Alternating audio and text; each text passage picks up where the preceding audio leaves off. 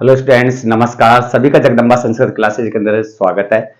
हम आपको आज 10वीं क्लास के लिए इंपॉर्टेंट प्रश्न बता रहे हैं जो 2 नंबर का आएगा वार्षिक परीक्षा में।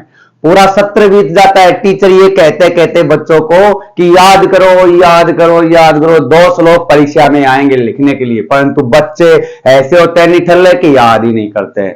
कहते हैं कि याद होगा याद होगा याद होगा, जब भी टेस्ट लेते हैं तो क्या हो जाता है, छोटी मोटी गलती निकल जाती है, बिंदी विसर्ग हलंत की। और कहता है कुछ इतनी सी गलती है, इसके नंबर तो नहीं कटेंगे। हाँ जी कटेंगे, नंबर कटेंगे। और 2 श्लोक भी वो याद कर लेते हैं टीचर के मना करने के बाद भी, कि जो पाठों के बीच में से हमारे श्लोक का पाठ है उसमें से याद कर लेते हैं, और उसका इंजन वाद आ जाता है, अन्य आ जाता है, गद्यांश पूछ लिया जाता है तो समस्या उत्पन्न हो जाती है। सर जी हमने तो 2 याद किया था और 2 में से आपने दे दिया, तो वो समस्या उत्पन्न हो जाती है। इसलिए मैं आज आपको वो श्लोक बता रहा हूं जो योग्यता विस्तार में है। मैं 3 श्लोक लिख रखा हूं बोर्ड पर आपके सामने।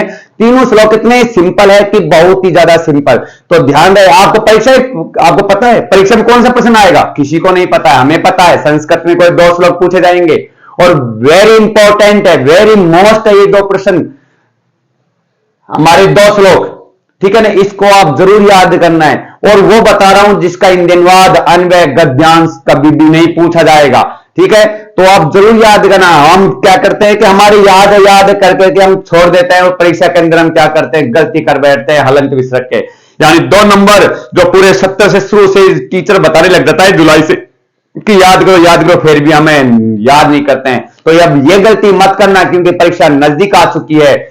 और प्रिय विद्यार्थियों, मैं आपको पूरा पैटर्न किस प्रकार से आता है संस्कृत का, परीक्षा में किस प्रकार करने से हमें अच्छे अंक प्राप्त होंगे, कि पहला प्रश्न कौन सा करना चाहिए, कौन सा नहीं करना चाहिए, दूसरा किस प्रकार से करना चाहिए, हमारी जो एबेसेडे कहां पर करना चाहिए, जो प्रश्न नहीं आता है तो उसे कहां पर करना चाहिए, तरीका कौन सा तय करने का, सारी चीजें मैं आपको बताऊंगा, ठीक है। परीक्षा के कुछ नजदीक, परीक्षा प्रारंभ होने से कुछ दिन नजदीक पहले, यानी 8 दिन की छुट्टी आ रही है एग्जाम के अंदर, उसके अंदर मैं आपको पूरा बताऊंगा पैटर्न किस प्रकार से आपको तैयार करना है, क्योंकि भूल जाते हो बार बार बताने से क्या फायदा है। इसलिए मैं उसी दिन बताऊंगा एग्जाम के 2-4 दिन पहले, ठीक है। तो देखते हैं हम ये 2 श्लोक, 3 श्लोक है। अयम निज परो वेति गणना लघु चेतसाम उदार चरितनम तु वसुदेव कुटुंबकम।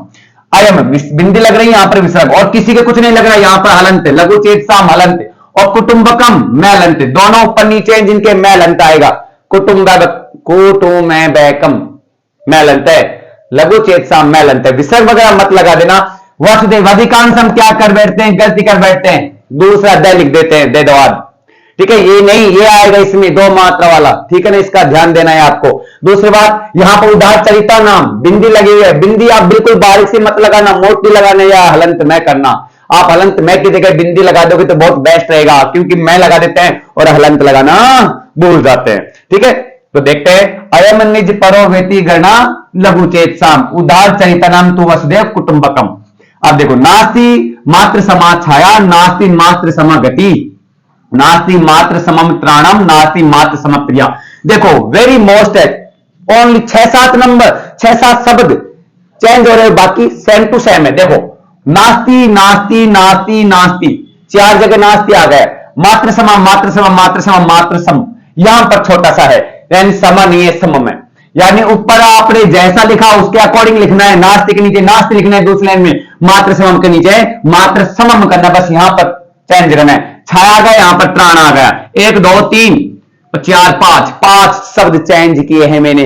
और ये 5 शब्द वाला जो चेंज हुआ है, जो श्लोक वेरी इंपॉर्टेंट आपके लिए, जल्दी याद होगा, देखते ही याद हो जाएगा, परंतु आपको थोड़ा सा ध्यान से देखना होगा। मात्र समा री निशान, री रस्सी होती है ना, उसका निशान है ये, ध्यान रहे, ऐसे नहीं है, हलंत वाला नहीं है ये। और त्राणम बिंदी लगी हुई है, मात्र सम बिंदी लगी हुई है, और किसी के कुछ नहीं लगा हुआ है। गति के विसर्ग, प्रिया के विसर्ग मत लगा दें, गलती से हम प्रिया के विसर्ग लगा देते हैं और नंबर कट जाते हैं। ध्यान रहे, 2 श्लोक इंपॉर्टेंट है, एक भी गलती आ गई उसका आधा अंक काटा जाएगा। 2 नंबर का सारा आता है, आधा अंक भी कट गया तो 1.5 अंक बचा। पूरे 70 के अंदर 10 महीने स्कूल चलते, 10 महीने के अंदर क्या 2 श्लोक याद नहीं होते हैं, परंतु लापरवाही कारण नहीं कर पाते हम। सर्वे भवन्तु सुखिनः, सर्वे सन्तु निरामया, सर्वे भद्राणि पश्यन्तु मां कश्चित् दुःख भाग् भवेत्।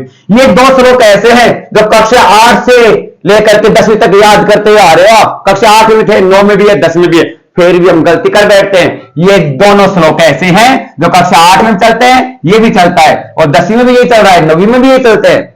तो इसलिए आप इनको जरूर जरूर याद करना है।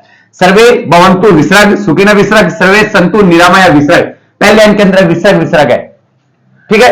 सर्वे भद्राणि पश्यन्तु मां कश्चित् दुर्भावेत्, लास्ट में 2 शब्द है, तय तय हलंत है। तय तय क्या है? हलंत। इस प्रकार से कितने हैं हमारे? 3 श्लोक है, 3 में से 2 तो याद कर सकते हो, वेरी इंपॉर्टेंट है, 2 नंबर का है, आप जरूर याद करना, ठीक है।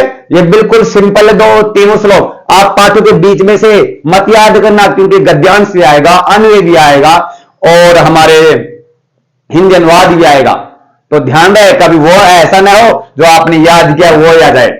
इसलिए प्रिय विद्यार्थियों, इनको जरूर याद करना, लिख लेना ध्यानपूर्वक, एक एक शब्द को देख करके याद करना होगा। ओके।